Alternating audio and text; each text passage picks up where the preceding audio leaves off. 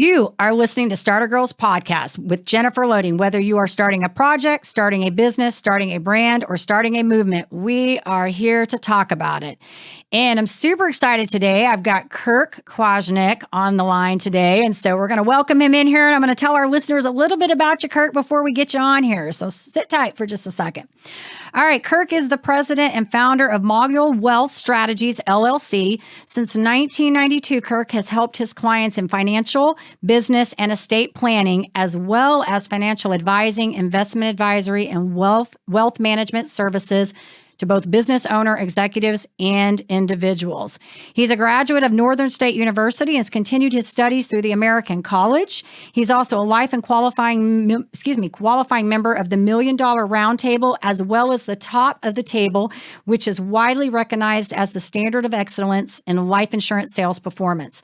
When he's away from the office, Kirk competes in Ironman triathlons and enjoys traveling. Kirk and his wife, Sonia, reside in Frisco, Texas. They have a blended family of 5 children and a dog named Curly. So welcome, Kirk, to the Starter Girls Podcast. Super excited to have you here. Thank you. You have a great bio. I had to condense some of that so we could talk here. Yes, we need time. Exactly. So what I want to start off with, I want you to tell us a little bit about how this company came about, because obviously you've been in this industry for a while. So tell us how this all came about and what makes this company so unique. Okay. Yeah. So glad to be here. Appreciate the time. And yeah, we've been around for 28 years, or I have in this practice. Mogul Wealth is a DBA, of course, and it's been around for about 15, 16 years. So, but I've been with the same broker dealer the whole career. And I think that's a unique thing in today's world. I think a lot of people tend to chase, hey, there's a better deal over here. I'm going to switch firms. And then they expect their clients to move with them. And we've never done that. We've been with the exact same brokerage firm forever, for the whole time. Wow.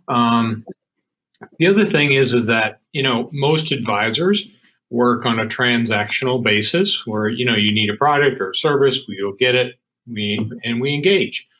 Well, we also work on a transformational side.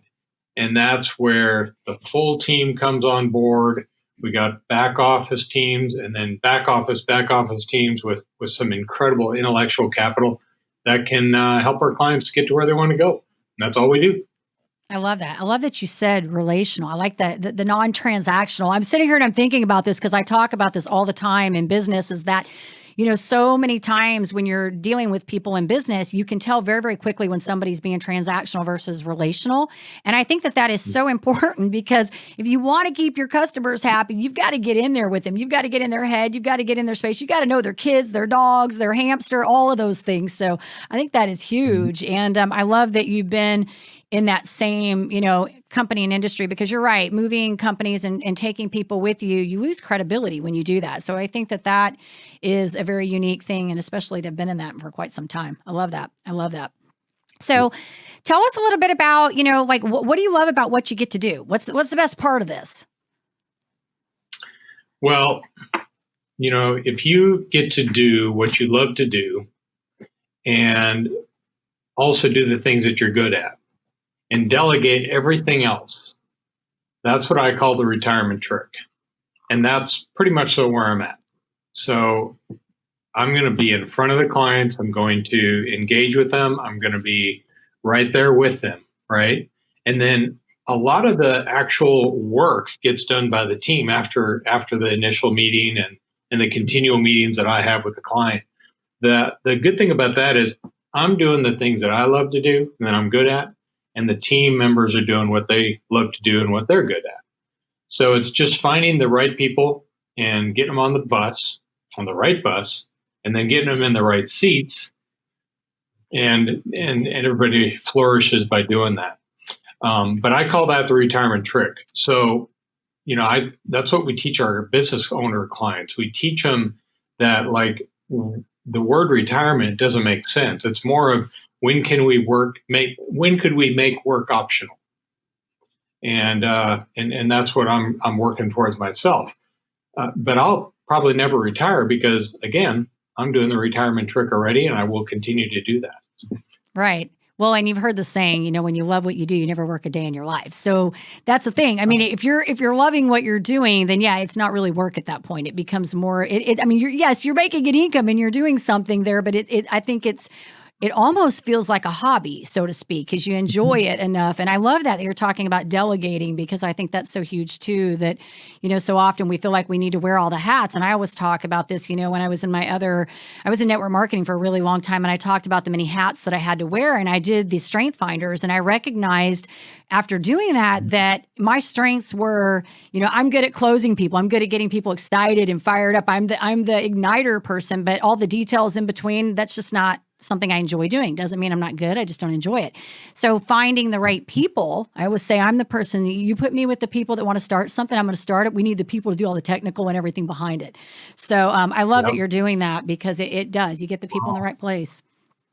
And there's a test called the Kolbe Test, Kolbe, and it does that very thing. It helps you figure out what your strengths, not just strengths and weaknesses, but it's a cognitive skills test on how you approach your work. And everybody in my family's taken it. Everybody on my team's been taking it. And then our transformational clients all take that as well. So we can really help them figure out how they can engage with their team, with their family, with their spouse, etc. And then the last part of that is you got to figure out what gives you confidence. And if you can have confidence on a daily basis and start out with that, you're going to thrive. Right. And mine is organizing. Like if I just want to get confidence in something, or if I'm having a bad day, all I got to do is go organize something, and I'm going to elevate myself mentally right then. Right. Yeah. Well, guess what I do? I organize people's financial futures. So Love it. I get to do that every day. Yeah. You get those wins. That's what I was talking about. Celebrate those wins. And that's definitely, it's adding a tool to the tool belt, right? I love it. I love it.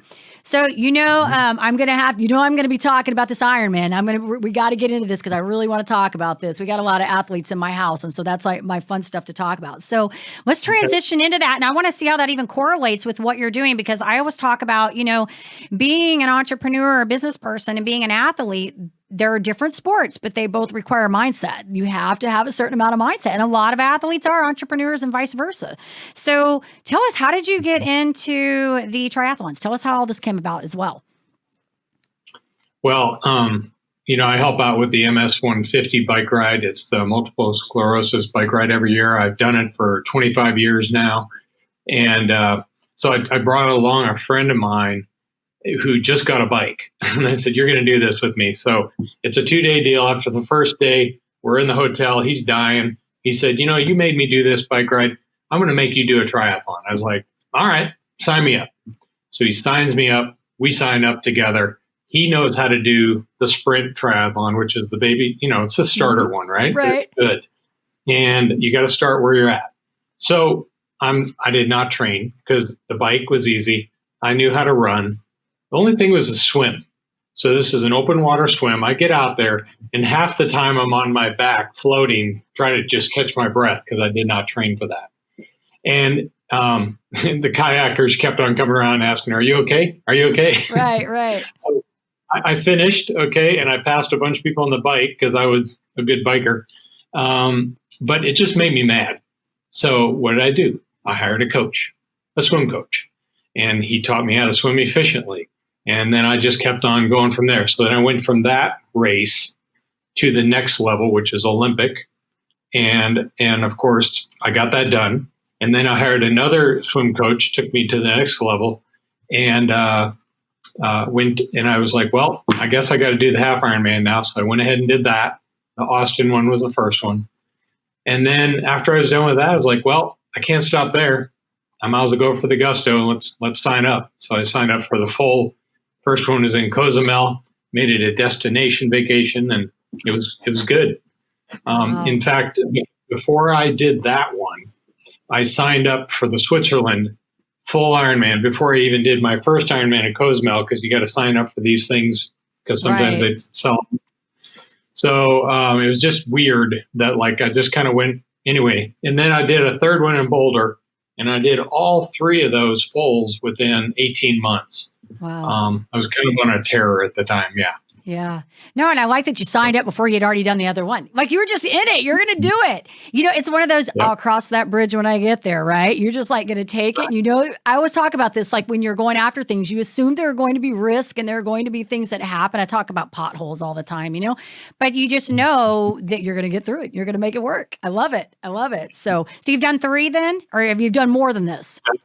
I've done 3 fulls. I've done, I think, 11 halves. Wow. But we now do a lot of these things through destination vacation. Like I've done the Scotland half Ironman, the Hawaii half Ironman, So we try to put a vacation around it. Usually it's kind of fun. Yeah, that's smart. So I know with all this, Corona going on, do you have another one scheduled out there already?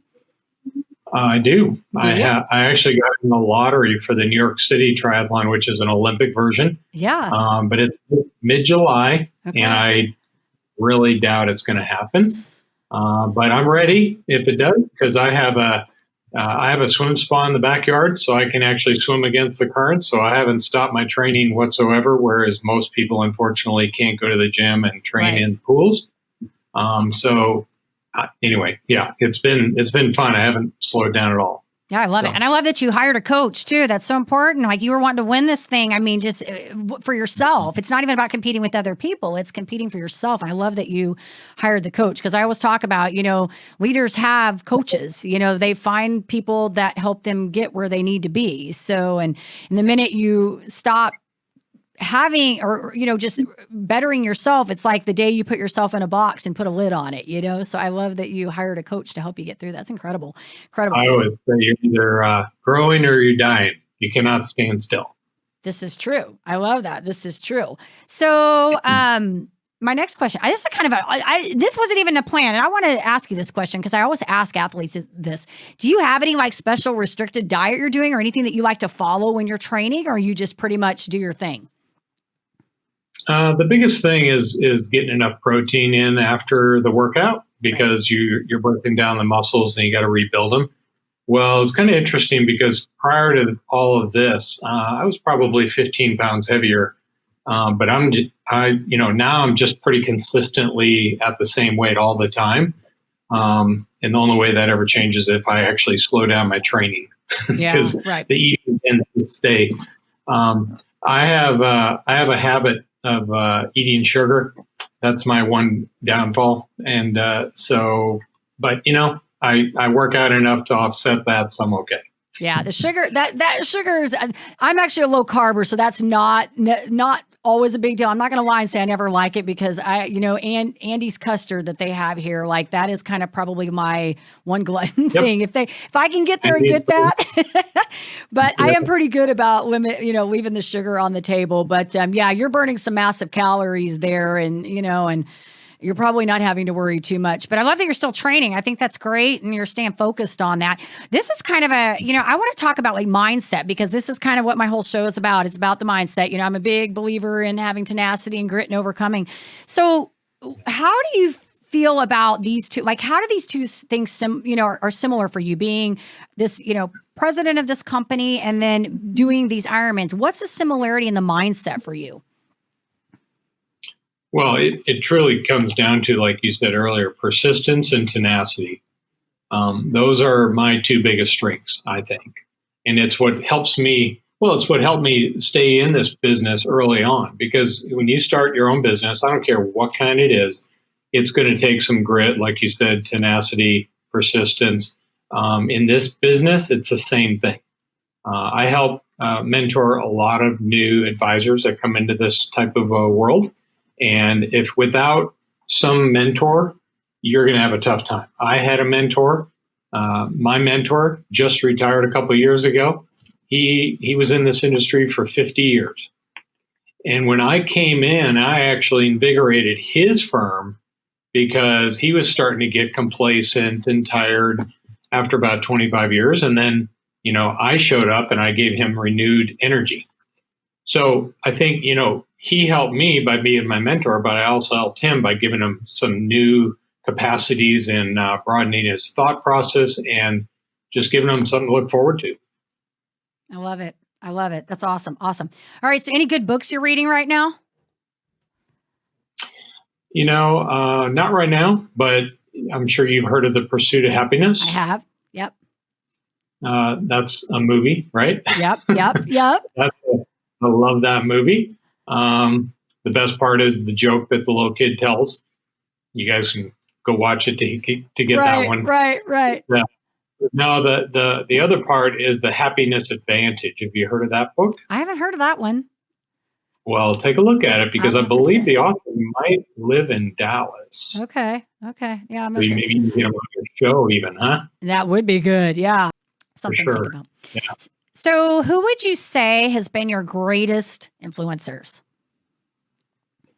You kind of talked a little bit about the mentors. Yeah, we were talking a little bit, but anybody else that stands out? Well, Zig Ziglar has always been, the original motivator, if you ask me. Right. And his lineage carries on, which is pretty awesome. But I'm married to Sonia, and it's a blended family. So we're both divorced and remarried, and it's the best blessing in the world for both of us. It's been a match made in heaven. And going through my divorce, I actually sought out Zig, and I actually wrote him a letter, and because I was just having a tough time anyway, he actually wrote back. Oh, wow. And sent me the book, See You at the Top, and signed it and wrote a note. He was huge at the time, and I never expected to hear back, and he did. And I still remember that. I have that book.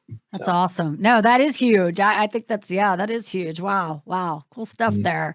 All right. So I'm going to switch gears on you and get a little fun here. These are kind of what I call my rapid fires. I always like to humanize my people, because I bring all these amazing athletes and entrepreneurs on here, and I always feel like people kind of think they're like special, and I'm like, they're just everyday ordinary people like the rest of us. They just do extraordinary things, right? So I like to make a little fun here. So these are very easy for you. So are you a morning or night person? Talking about my sleep doctor, morning or night? I suppose when I was younger, I consider myself a night person, but in reading all these motivational books and hearing everybody speak, everybody said, get up early. Right. So that's what I did. I just conditioned myself to get up earlier and earlier and earlier. And if I ever try to carve out more time in the day, where I carve it out, I get up earlier. And it works. Yeah. And I get up and I go work out. That's the first thing. And I get my reward is my shake right afterwards. It's the exact same thing I've eaten, drank for 5 years now. Maybe 6 in a row. Wow. I have not changed. Kind of a creature habit, but morning, I would say. I love it. Well, I eat bacon and eggs every day, so I can totally relate to that. Like I get up, I work out, eat my bacon and eggs every single day. Like no surprise, they're what Jennifer's going to have for breakfast, right? So, but no, they always talk about like the 5 a.m. club. You got to be part of the 5 a.m. club, And so, I say oddly enough, I used to be a night owl, and I don't know, like the last, I want to say maybe 3 or 4 years, somehow I just like switched. And it's weird because even on the days when I try to sleep in, I'm going to sleep till 8, I can't even get past 6. Like I can't, I'm up every day. Like it's crazy. I go to bed at 1 a.m. I'm still up at 6 a.m. I'm like, what is that? So, all right. Dog or cat person? Oh, definitely dog. And because you got a curly. Well, yeah. And I guess we sent you a little bit outdated. The day before Easter this year, we lost our little dog. He was 13 years old. I'm sorry. It was a tough time. My wife is having a hard time with it still. I always said when we lose Curly, it's going to be a tough year. Yeah. That's kind of what it is. But it happens. It's how it's a circle of life, right?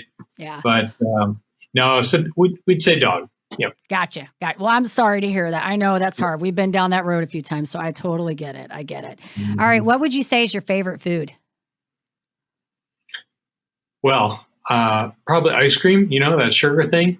Yeah. You like Andes? Yeah. That's like custard. That's like my favorite. It's a mile away from my house. Yeah. It's bad. I could eat, Kirk, I could eat ice cream every day. like every day. After every meal. Yes, I don't even need food. Like this is a joke in my house because like if I'm going to splurge, I have to have the debate. Is it food or ice cream? Right. You know, I will pick ice cream over food. No kidding. I will pick it over food or over regular food. All right. Summer or winter? Well, I guess I'll say summer because I can do more of the fun things I like to do in the summer. Yeah, true. But I can't live without winter because I love snow skiing. So where do you go? Go ahead. I'm sorry. Well, I go all over the place. Okay. So Colorado, Utah generally, right? But Mogul, okay, came from that name came from the love of snow skiing. That's how that name got formed. Yeah. So if you go to our website, you'll see the logo actually is a mountain. Very cool. I love it. I love it. So if our listeners wanted to come check you out, learn a little bit more about the company and then learn a little bit more about your Ironman, who knows? We might have somebody on here that is inspired and decides they want to become an athlete all of a sudden, right? So where would they come find you? Where would they locate you? So real simple. It's just mogulwealth.com, MOGUL wealth.com. And that's it. And yeah, I mean, I definitely talk to a lot of people about business, but I also talk to a lot of people about my triathlon world. You know, I've utilized a coach there as well, not just a swim coach, but a full triathlon coach. And I use TriDoc. I think it's one of the best out there. So love it. I love it. No, I think this is great. I love it. And you're right. I mean, I have a feeling you and I probably know a few of the same people because I'm in the running community and I know some of these people overlap. And it's so funny how I'll be somewhere and I'll be like, hey, I'll hear this name come. I'm like, wait a minute, I know that person. You know, and they always talk about in Dallas or really anywhere they talk about the 6 degrees of separation. And I always say in Dallas, it's more like 2 degrees, you know, like somebody knows somebody you know. So I wouldn't be surprised if we have some commonalities with some people in there. So I love all this. I think it's great. And I love what you're doing. And I think it's one of those things I talk about it all the time. You have to have a certain amount of tenacity and grit to pull these things off, whether it's a sport or it's, owning a business, because they all require you to work through things and be an overcomer. You've got to get through those things. So I love all that about you. And I will, when we put this out, I'll be sure that we put your contact information so that everybody can follow up and check you out. So with that said, I do want to tell our listeners, if you enjoy our podcast, please be sure that you give us a rating both on iTunes and Facebook, because of course we can't do this without you. And check out our YouTube page. Click the subscribe button on there. We would appreciate that. And with that, I'm going to wrap up with our mantra. And Kirk, stay on the line. Don't leave me here yet. So it's a great day to be brave. You might as well start now. You have the power to change your circumstances any day you decide. Let today be that day. Rise up, be amazing, be you, do you. All right, you guys take care, be safe, and be kind to one another. We'll see you next time.